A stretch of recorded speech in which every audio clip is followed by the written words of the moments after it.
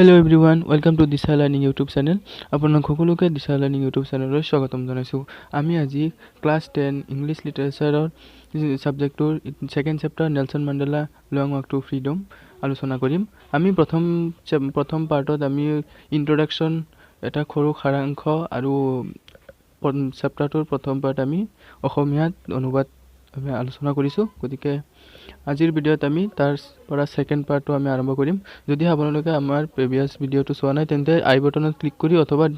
এই ভিডিঅ'ৰ ডেসক্ৰিপচনত থকা লিংকত ক্লিক কৰি আমাৰ আগৰ ভিডিঅ'টো চাব পাৰে। তেতিয়া আপুনি আজিৰ সেকেন্ড পাৰ্টত ধৰিব পাৰিব। গতিকে বলক আমি আজিৰ ভিডিঅ'টো আৰম্ভ কৰো।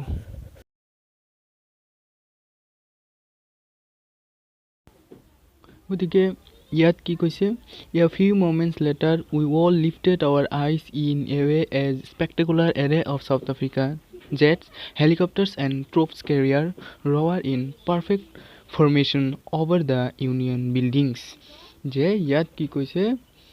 যে কিছু সময় পাছত আমি এক ভীষ্ময়ভাৱে আমাৰ সকলোৰে চকু ওপৰলৈ চাইছিলো আৰু যেতিয়া নেকি ইউনিয়ন বিল্ডিঙৰ ওপৰত সম্পূৰ্ণ শৃংখলাবদ্ধভাৱে দক্ষিণ আফ্ৰিকাৰ জেট বিমান হেলিকপ্টাৰ আৰু সৈনিক কৰোৱা জাহাজৰ এক ৰঙীন মনোমোহা খাৰী আমি দেখা পাইছিলো। তাৰ পিছত কি কৈছে যে it was not only display of pinpoint precision and military force but a demonstration of the military's loyalty to democracy, to a new government that had been freely and fairly elected. আৰু কৈছে ই কেৱল এক সামৰিক আমাৰ যেটো সামৰিক বল আছে, যেটো আমাৰ আৰ্মি সকলৰ বা আমাৰ আবকাৰী বিভাগৰ যেটো আমাৰ বল আছে, হেতু এটাৰ প্ৰদৰ্শন নাছিলে। এটো আছিল এক আমাৰ স্বাধীনতাৰ প্ৰতি সামৰিক দলৰ এক মৰম ভাৱ বা আনুগত্যৰ প্ৰকাশ আৰু এখন নতুন চৰকাৰৰ প্ৰতি সেই মৰম ভাৱ যি এই স্বতন্ত্ৰ আৰু সুন্দৰভাৱে নিৰ্বাচিত হৈছিলে। তাৰ পিছত কি কৈছে যে only moments before the highest general of the South African Defence Force and police their chest bedecked with ribbons and medals from days gone by salute me and pledge their loyalty. কি কৈছে যে অলপ আগতে দক্ষিণ আফ্ৰিকাৰ যিবিলাক সামৰিক বল পুলিচৰ উচ্চতম অধিকাৰী বিষয়াসকলে যিসকলে নেকি সেই বুকুত তেওঁলোকৰ মানে আমাৰ আৰ্মি সকলৰ যে মানে আৰু পুলিচৰ বুকুত এটা বেজ দিয়া থাকে, মানে সিহঁতৰ কিমান দূৰ পাৰদৰ্শিতাৰ বাবে হেতু বক্ষস্থলত এটা ফিটা পাৰ হৈ যোৱা আৰু দিনৰ মেডেল সুসজ্জিত আছিল আৰু তেওঁলোকৰ সন্মান মোক যাচিছিলে। তাৰ মানে কি কৈছে যে সেই উপস্থিত থকা সেই আৰ্মি সকলৰ বুকুত যে ফিটা আছিল সেইসকলে তেওঁক সন্মান আৰু মৰম চেনেহ প্ৰকাশ কৰিছিলে। তাৰপিছত I was not unmindful of the fact that not so many years before they would not have a salute but arrested me. কৈছে যে তেওঁ মানে মনত মানে পাহৰা নাই, তেওঁৰ এতিয়াও মনত আছে যিসকলে আগতে তেওঁক এৰেষ্ট কৰিছিলে সেইসকল লোকেই তেওঁক এতিয়া সন্মান আৰু সেলিউট জনাইছে। এটোই কৈছে যে finally a chevron of Impala jets left a smoke trail of the black, red, green and gold of the new South African flag. কৈছে যে ফাইনালি কি কৈছে মানে অৱশেষত এখন ভি আকৃতিৰ এটা ইম্ফলা জেটে নতুন দক্ষিণ আফ্ৰিকাৰ পতাকাখনত কলা, ৰঙা, সেউজীয়া আৰু সোণালী ৰঙৰ ধোঁৱা এৰিছিলে। গতিকে আমি এই পেৰাগ্ৰাফটোত কি কৈছে থুলমূলকৈ যদি জানিব বিচাৰো কি হ'ব যে অলপ সময় পিছতে সাউথ আফ্ৰিকাৰ সেই ইউনিয়ন বিল্ডিঙৰ ওপৰেদি কি হৈছিলে দক্ষিণ আফ্ৰিকাৰ জেট বিমানখন খাৰী খাৰীকৈ উৰা মাৰিছিলে আৰু বহুত বিলাক আৰ্মি বা সামৰিক বাহিনীয়ে নেলসন মেণ্ডেলাক সন্মান যাচিব আহিছিলে, সেলুট মাৰিব আহিছিলে আৰু নেলসন মেণ্ডেলাই কৈছিলে যে তেওঁ কেতিয়া পাহৰা নাই যে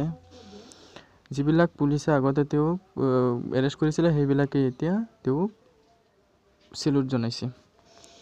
আৰু সেই যে এই জয়টোকে এই পেৰাগ্ৰাফত নেলসন মেণ্ডেলাই ক'ব বিচাৰিছে। গতিকে এই পেৰাগ্ৰাফত কি কৈছে the day was symbolized for me by playing of our two national anthems and the vision of white singing Koshi Sikelel Africa and black singing Daistem the world anthem of the republic. কি কৈছে যে আমাৰ দুটা জাতীয় গানেৰে আজিৰ এই দিনটো মোৰ মাজত চিহ্নিত হৈ থাকিব বা ৰৈছিলে সেই কলা বৰ্ণৰ লোকসকলে হোৱাইট বৰ্ণৰ লোকসকলে শ্বেতবৰ্ণ মানে হোৱাইট বৰ্ণৰ লোকসকলে কি কৈছিলে কোচি চিকেলেল গাইছিলে কোচি চিকেলেল আফ্ৰিকা গাইছিলে আৰু কৃষ্ণ বৰ্ণৰ বা কলা মানুহসকলে ডাইষ্টেম বুলি গাইছিলে আৰু প্ৰজাতন্ত্ৰৰ সেই পুৰণি ৰাষ্ট্ৰীয় সংগীতটো গাইছিলে তাৰ পিছত কি কৈছে although they neither group knew the lyrics of the anthem they once despised they would soon know the words by heart কৈছে যদিও খিদিনা কোনো দলে সংগীতৰ লয় জনা নাছিল তেওঁলোকে এই বিষয়তে মানে অলপো জ্ঞান নাছিল যদিও এক সুন্দৰ লয়ত গীতটো গাবলৈ মানে পাৰিছিলে তেওঁলোকে শীঘ্ৰে এই শব্দবিলাক হৃদয়ৰ পৰা তেওঁলোকে মানে গাইছিলে এই পেৰাগ্ৰাফখনত কি কৈছে যে সেই দিনাখন এটা চিহ্নিত হৈ আছিল কাৰণ সেই দিনাখনেই শ্বেতবৰ্ণৰ লোকসকল আৰু কৃষ্ণবৰ্ণৰ লোকসকলে দুটা গীত গাইছিলে দেশৰ ৰাষ্ট্ৰীয় দুটা গীত গাইছিলে কিন্তু যদিও সেই গীতবিলাক মানুহে কোনো লয়ত বা তালত গোৱা নাছিলে তথাপিও সকলো মানুহে হৃদয়ৰ পৰা সেই গীত মানে শব্দবিলাক ফিল কৰিব পাৰিছিলে সেইটোৱে কৈছে এইটো পেৰাগ্ৰাফত তাৰ পিছত কি কৈছে on the day of the inauguration কৈছে সেই উদ্বোধনৰ দিনাখন I was overwhelmed with a sense of history কি কৈছে তেওঁ অভিভূত হৈ গৈছিলে সেই হিষ্ট্ৰীখনত অভিভূত হৈ গৈছিলে in the first decade of the 20th century যে 20th century 20ৰ দশকৰ কৈছে 20 শতাব্দীৰ প্ৰথম দশকত few years after the bitter Anglo war অলপ মানে সেই ইংৰাজ উলান্দাৰ যুদ্ধৰ কেইটামান বছৰ পিছত অৰ্থাৎ কি আছিল তেওঁৰ জন্মৰ আগত the white skinned people of the South African patched up their difference and erected a system of racial domination against the dark skinned people of their own land কৈছে যে 20 শতাব্দীৰ প্ৰথম দশকত ইংৰাজ উলান্দাজ সকলৰ যুদ্ধৰ কিছু বছৰ পাছত আৰু মোৰ জন্মৰ আগত দক্ষিণ আফ্ৰিকাৰ শ্বেতবৰ্ণ লোকসকলক কৃষ্ণবৰ্ণ লোকসকলৰ বিৰুদ্ধে শ্বেতবৰ্ণ মানে হোৱাইট মানুহ আৰু কৃষ্ণবৰ্ণ মানে সেই কলা মানুহৰ বিৰুদ্ধে তেওঁলোকৰ নিজৰ ভূমিতে এক জাতিগত বৈষম্য অৰ্থাৎ কাজিয়া অনাৰ ব্যৱস্থা চলিছিল আৰু সেই শ্বেতবৰ্ণ লোকসকলে কৃষ্ণবৰ্ণ লোকসকলৰ পৰা আঁতৰত ৰখা হৈছিল কি কৈছে তাৰ পিছত the structure they created from the basis of one of the harshest most inhuman societies the world has ever known কি কৈছে তেওঁলোকে কৰা এই গঠনটো অতিকৈ কঠোৰ অমানৱীয় আছিল যিটো পৃথিৱীৰ সমাজে সম্ভৱতঃ জানিছিলে তাৰ পিছত now in the last decade of the 20th century and my own light decade as a man that the system had been overturned forever and replaced by one that recognized the rights and freedom of all peoples regardless of their color of their skin কি কৈছে এতিয়া এই 20 শতাব্দীৰ শেষ দশকত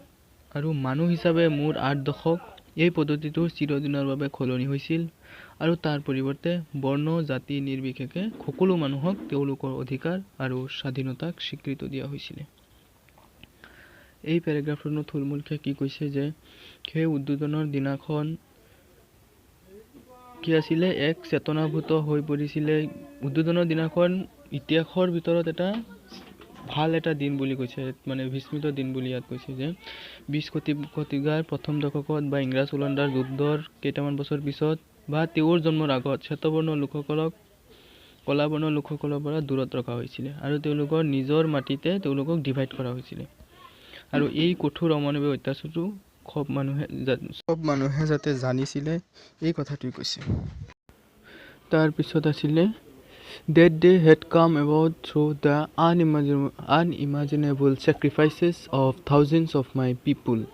কি কৈছে হাজাৰ হাজাৰ মানুহৰ অভাৱনীয় ত্যাগ আৰু কষ্টৰ জৰিয়তে এই দিনটো আহিছিল people whose suffering and courage can never be counted or repeat যিসকল লোকৰ দুখ কষ্ট সাহস হয়তো কেতিয়াও গণনা কৰিব বা পৰিশোধ কৰিব পৰা নাযাব এটো কৈছে I felt that day as I have on so many other days কি কৈছে সেই দিনটো মই অনুভৱ কৰিছিলো বেলেগ দিনৰ নিচিনা মানে I have on so many other days মানে মোৰ আন বহুতো দিন আছে that I was simply the son of the all son of all those African patriots who had gone before me. য'ত মই মাত্ৰ পাৰ হৈ যোৱা আফ্ৰিকাৰ দেশপ্ৰেমিকসকলৰ এক সমষ্টি আছিল। তাৰপিছত that day, that long and novel time ended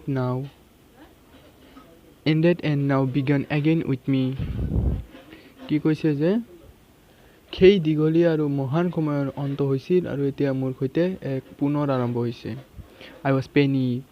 was pained that I was not able to thank them and that they were not able to see what their sacrifices had wrought. কৈছে মই দুখিত যে মই তেওঁলোকক ধন্যবাদ জনাবলৈ সমৰ্থ নহয় আৰু তেওঁলোকেও তেওঁলোকৰ ত্যাগেৰে কি লাভ কৰিছিল তাক চাবলৈ তেওঁলোকো সমৰ্থন নহয়। এই পেৰাগ্ৰাফটোত কি কৈছে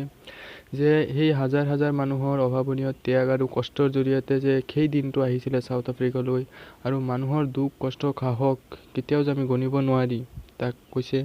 আৰু এই যিটো মানুহৰ এই যিটো এটা নেলছন মেণ্ডেলাৰ টীমৰ সৈতে যি কষ্ট ত্যাগ আছিলে সেই ত্যাগটো যিসকল মানুহৰ দ্বাৰা এই দিনটো আজি আহিছিলে সেইসকল মানুহ আজি সেই ছাকচেছফুলটো চাবলৈ নাই। কৈছে তেওঁলোকৰতো মৃত্যুৱে হৈছে, গতিকে কোন সেইসকল আছিলে আমি পৰৱৰ্তী সময়ত চাম। গতিকে আজিৰ কাৰণে ইমানেই। পৰৱৰ্তী ভিডিঅ'ত আমি এই চেপ্টাৰৰ পৰৱৰ্তী পাৰ্টসমূহ আমি আপলোড কৰি যাম। আমাৰ লগত যদি আপোনালোকে প্ৰিপাৰেশ্যন ষ্টাৰ্ট কৰিব বিচাৰে তেন্তে চেনেলটো ছাবস্ক্ৰাইব কৰি দিব আৰু আমাৰ দৃঢ় বিশ্বাস যে আমি 6 মাহতে আমাৰ কোৰ্চ কমপ্লিট কৰি দিম আৰু প্ৰত্যেক চেপ্টাৰৰে আমাৰ ৱেবছাইটত এই চেপ্টাৰবিলাকৰ এডিশ্যনেল আৰু পাঠৰ কুৱেশ্যনবিলাক আমি আপলোড কৰিম। গতিকে যদি কিবা ডাউট থাকে তেন্তে আমালৈ কমেণ্ট কৰিব, আমি আপোনাৰ ডাউটবোৰ ক্লিয়াৰ কৰিবলৈ চেষ্টা কৰিম। ধন্যবাদ।